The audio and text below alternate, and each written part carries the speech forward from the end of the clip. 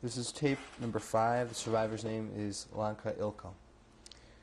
Mrs. Ilkow, when you first came to the United States, did you ever talk about your story to anybody? Well, I didn't from the beginning, but I did the last few years. I spoke in the schools, and for my children, I told the story because my daughter was born in Sweden, and for some reason she was always very close to me. And I used to cry in the night and scream. And I was dreaming that I'm going to the gas cameras and I'm on a slide. And I sit on top of that slide and I grab her and fly away. Always dreaming this way. So, and we had hard times here. Let's put it this way. My husband is very educated.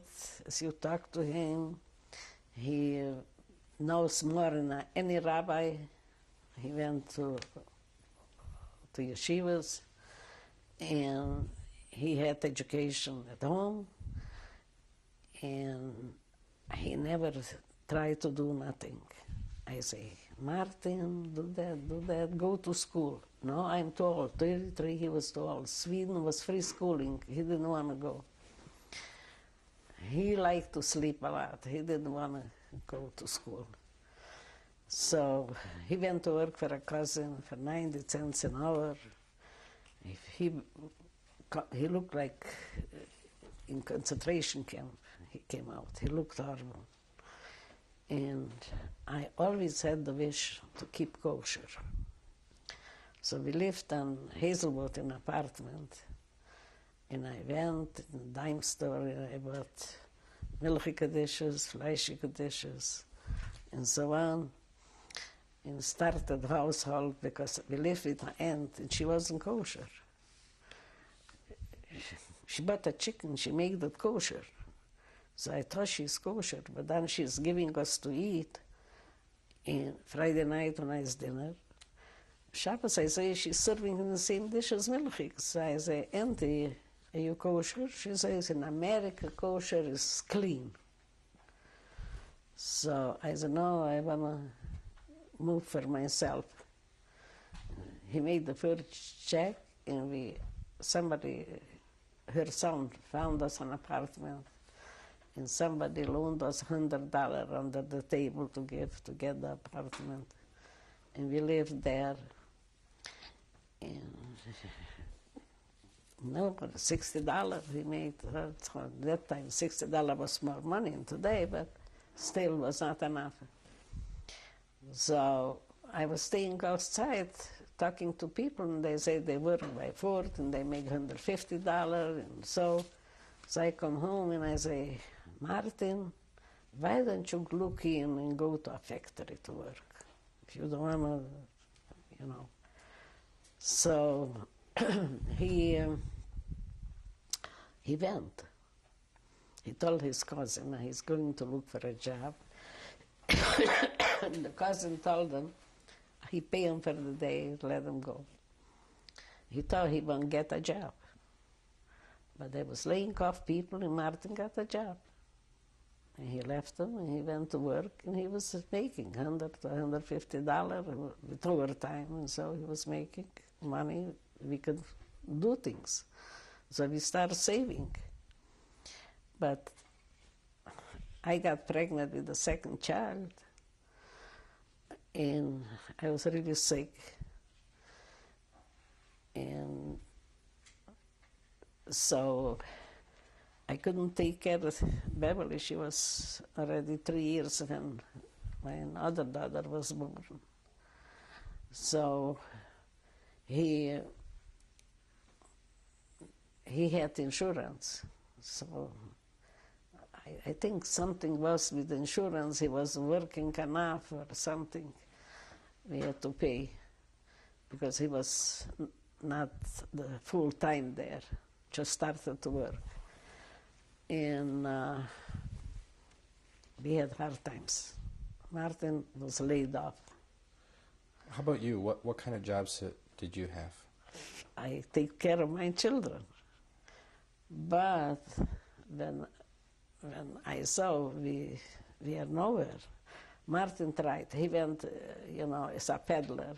He's all over Happy Hanukkah. He went to Jewish houses, peddling with bread, eggs. In Moshe Weiss, he helped them really, because we knew him.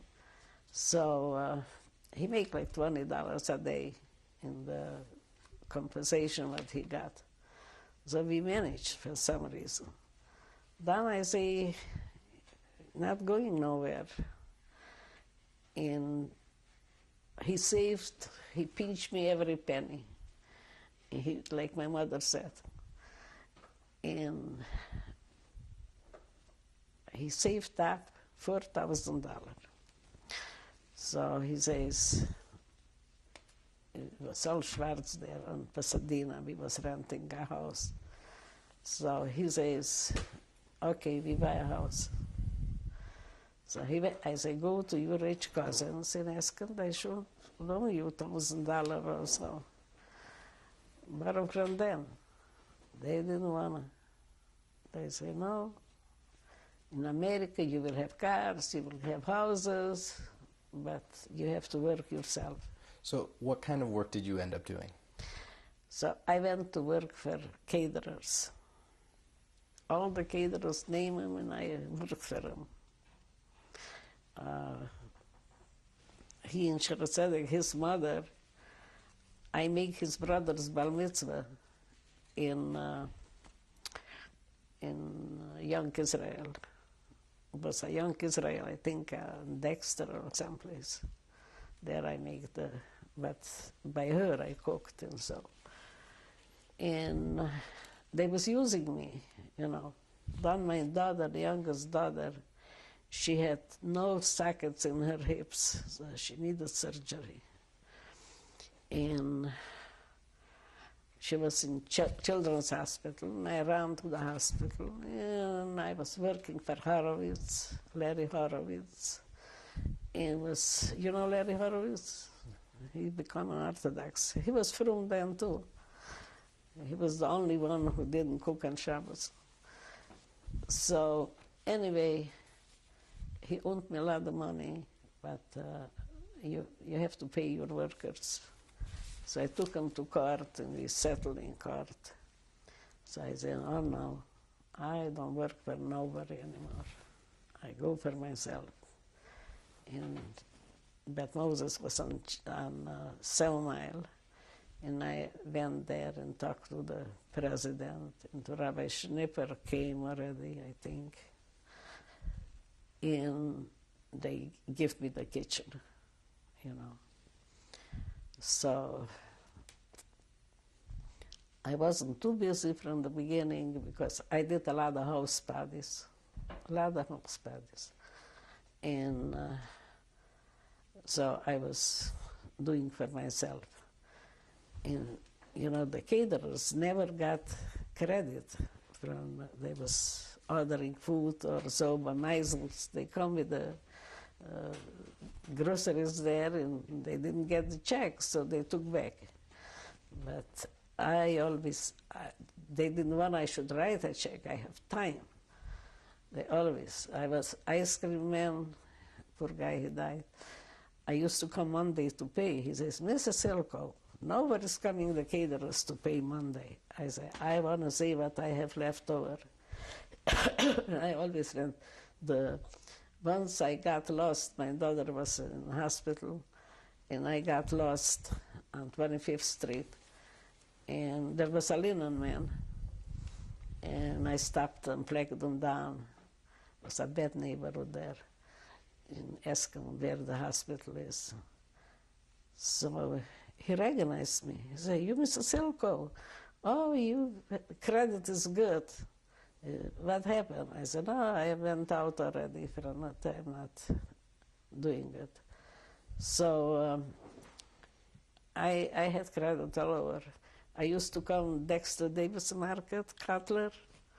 He was a woman working there, and he says, when Lanka comes, you give her everything and she will come and pay it.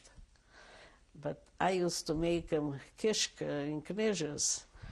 And I brought there, I knew how many I have. It's 40 on a tray. And I come there and they stole in the back, you know. So I stopped doing it because kishka, 10 pounds was missing all the time. So how long were you a caterer for?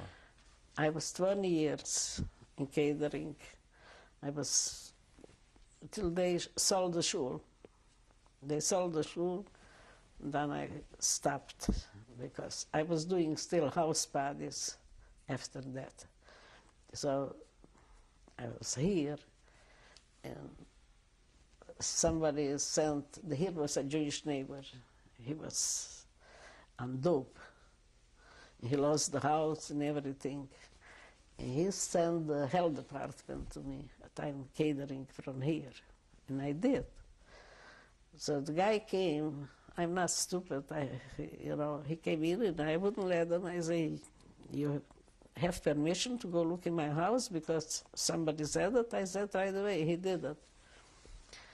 So then they sent out another guy and he showed that he's in the health department and he wants to see. So I had 2 freezers downstairs and machines and everything, grinders. So I said, well, here is my permission. I still had but I wasn't. So I say, it's mine, what should I do with it? I'm here. And they didn't do nothing. They said, you have a bad neighbor and he squealed on you. So what I did, I used to put in the garage the food in the trunk. I bought a big car and packed in the trunk and drive out. He should not see, because if you didn't side drive, so he saw it. And I drove up, I catered all over, in Lansing, all over. I have a few final questions concerning the war. The first thing was, you were discussing the bread, the poisoned bread that you had exchanged for the rutabagas that you gave to your sister. How did you find out that it was poisoned bread? I didn't know. I just, somebody asked me if I want to change for the bread because we had no teeth. So she couldn't buy it in the rutabaga, and she asked me for the bread and give me a bunch of rutabagas. But then they died. She died. So they said it was poison the bread. But I have no idea just what they were saying. How did your experience in the camps affect your faith in God? Well, I tell you the truth, I didn't believe that God exists at all. But when I had my daughter, in Sweden was very hard. You couldn't keep kosher. It was hard to get. Now they have better. One Pesach we didn't have matzahs even. But we didn't eat bread, and we ate vegetables and fish and so. But the Jewish community didn't help there at all. So we did it on our own. So when my daughter was born, then I started to believe in God. Was there any prayer in the camps at the time, like at Auschwitz? Did No, anyone ever prayers. Who prayed? Everybody cursed. Pray. God help us. See? I said, God brought you here. I was mean to people. I told them, why you believe in God? Where is he? All these rabbis, they killed everybody, just pious people. I say, where is he? Did he watch over us? Did he do something? And I, just when my daughter was born, I started, I have to bring her up Jewish, I have to do that, let's go to America. When I come to America, I was disappointed in America. My husband wanted to go back to Sweden because the Goyim helped us there. One guy, he was coming once, and I had no furniture, nothing, just before coming to America, so we got an apartment. And he came and he said like this, why don't you have us? I said, we're going away. So he measured my windows and everything. The next day he come with a truck with furniture, with everything. I didn't want to sign for it. I said, I can afford it, I can buy it. He said, you just take it. When you go to America, here is my card, and you come, I have a store, and I come pick it up. So what happened, he was lucky. I went and I asked him how much in Sweden was hard to get an apartment, and I sold the apartment with the furniture, and I give him the money. But some people bought minks and so and went to America and stole all these things. So it was a shame because the guy was so nice to us. I tell you, I think why I didn't. I was living with that family, another family, and I told her it's Yom Kippur and I want to go to the temple. So it was Orthodox temple there. I walked so far to the temple, and the woman was upstairs. And a Swedish woman started to talk to me, and I was thinking to myself, oh, maybe she will invite me to break the fast. Because I told the woman she didn't know nothing about Jewish, that Christian woman. So I asked her that I'm going away, and I won't be just in the evening, and I'm not eating nothing all day long. And I didn't eat night before. So I just ate something fish. So, and I walked home. I thought I'd die. It was too far to walk. And I was thinking, all these rich Jews there with the cars, they didn't ask, hey girls, where are you going? What are you doing? Where are you eating? So I come home, and she, poor woman, made a big ham and sliced it and put in front of me, and I start crying. I said, Mrs. Carlson, I can eat that. And when I was there, I was cooking it, but I never ate it. And for some reason, I felt not eating that. So she says, what will you eat? All I want is toast and cheese and coffee, eggs, something, scrambled eggs. So she made it for me. And I was sitting there and crying. You know, she couldn't understand why I'm crying. But I cried a lot because it hurted me. The Goyim try. She didn't know. Poor woman, she didn't know. So they brought out Martin, you know, to Sweden. It was very hard to immigrate to Sweden. Can you tell me, do you belong to a shul right now? Are you a member of a shul? Yeah, we was always members. We didn't have money, but like in Bet Moses, we buy tickets in the kitchen. It was $15. So because all over they put chairs. So we bought in the kitchen. We was for the holidays there. You don't need to be a member to go in shul. But then later we become members in front of Beverly belonged to the youth group. So we belong to the shul. What shul do you belong to now? In Sharat Tzedek. And this is, I tell you, all the shuls should be ashamed what they do here in America for money.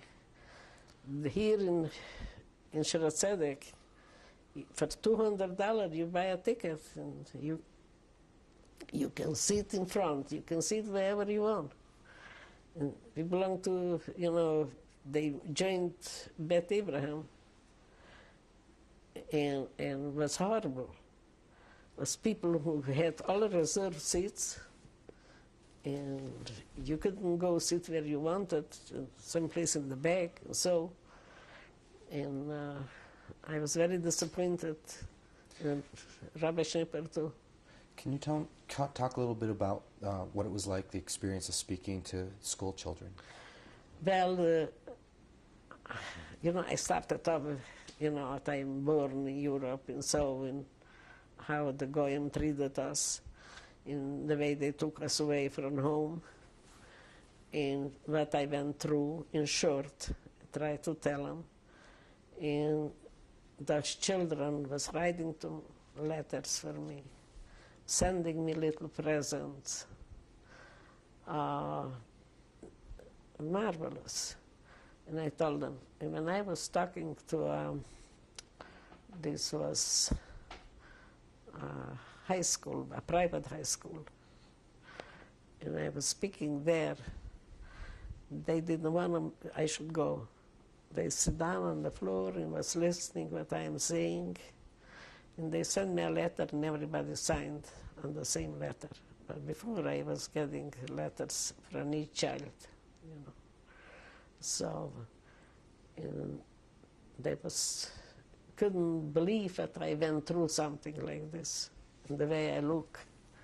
And I thought, I never believed that I will survive. I always talk to myself, I have to live. Zaidi, help me, I have to live, because I will kill those Germans. If I tell you something, the Germans are killing us even today. The Jewish people don't believe that this can happen in America. But maybe not this way. But one day, believe me, remember, I hope never happen, but we'll be killing in the streets.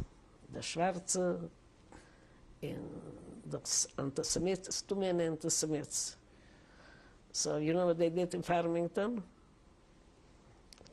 My brother lives there not far. So they're doing it. They say children did it. But who taught the children to do it? My children never did nothing, but I told them not to. You know, we had bad experience here in America with the Goyim. Mrs. Ilkow, is there any final message that you would like to leave? My final message, that the Jews should keep together, helping Israel, and helping one another, and they should never happen what I say could happen. And this should never happen, because it's a disaster, and they hate us here in America. All over you go, I heard it. You know, even the best guy always brings up, the Jews do that, and the Jews do that. And there are so many white supremacists all over. And it's big hatred, and the Schwarze hate us, because they used to work for me, and they told me, I was going once to New York, and the Schwarze washed dishes for me. And he says, I hope you, the plane will crash. And I was good to him. He was collecting from money, and I paid him cash and give him food. I was good to him. And he still had that hatred. The Jews do everything. I have here Christians next door. They're very nice, very religious. But they're nice to us. They take care of the house. They have a key to the house. And yesterday I was babysitting with her boy. But here, the Schwarze, the Jehovah Witnesses, they don't bother with nobody. But they talk to me. But they don't bother with each other even. Nothing. Well, thank you very much for your testimony. You're welcome. Okay, who's in this picture? The taller man is my father, and this is his cousin. He was in the Hungarian army. And what year was this taken? Who knows? And how did you get the picture? I got here in America by my aunt, you know. This is before I was born, he was there in the army. So she kept it on her attic, and she gave it to me when I come to America. Okay. All right, who's in this picture? And this is my mother's sister with her husband. What's her name? Frumet, I forgot already her English name, and her husband, the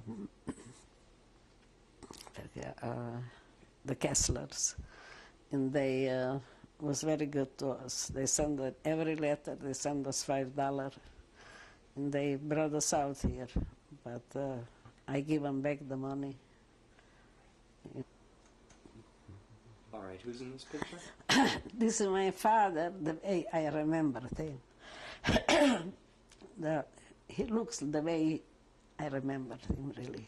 Only he didn't have hair. He was always in a hat, like Martin. And Okay, and who's in this picture? this is a cousin to my mother, first cousin. She didn't have children, so she kept her like a daughter. Where was this picture taken? In Ungvar, they owned a movie house. This was near Novoselac? No, Ungvar was far from Novoselac. This was the capital from Karpaten. And I used to go there. But before I was married, I wasn't allowed to go there. But after I got married, I went. What's this picture of? This is my mother's sister, and her name is Fanny. And I visited her in Pennsylvania. So we took that picture. All right, who's in this picture? This is me when I was 17, and my first husband. He was 40 years older. And we was engaged that time. And Where did you get the picture? by my aunt, Fanny, had it. So I was so happy I sent the pictures, that much I have to show my children the way I looked. That way they would know the way I looked. And who's this? This is my father when he was 23-year-old. When I come to America, his sister Celia, she gave me all these pictures from my father. There was more cousins, but she didn't give them. She gave me a letter what he wrote. All right, who's This is my sister. She lives in Sweden. She was visiting last year here.